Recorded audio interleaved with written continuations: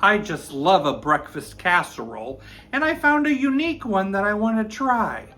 It's called a grits and greens casserole. Let's try this southern breakfast. In a pan, I need about 2.5 cups of water with a little salt. Let's bring this to a boil. I'm gonna whisk in a cup of grits.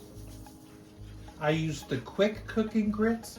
You need to cook it for about 5 minutes, whisking often until thickened. To that, I need to mix in 2 tablespoons of butter and a cup of sharp shredded white cheddar cheese. Give that a stir. In a bowl, I need a 1/2 cup of half and half. 1/4 teaspoon of black pepper, 1/4 teaspoon of smoked paprika, 2 eggs. Whisk that together. Stir into your grits mixture. And stir in some cooked collard greens. I just used a bag of frozen that I microwaved a bit.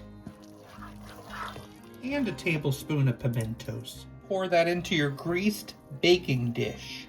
I'm gonna bake it at 375 for about 30 minutes until this sets. I need to put some indentations into that casserole now and crack an egg into each hole. And now I'll need to bake for an additional 15 minutes to get those eggs cooked.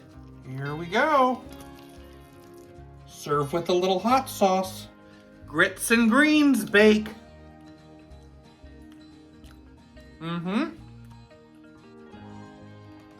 I like greens and I like grits, but that egg really makes it tasty.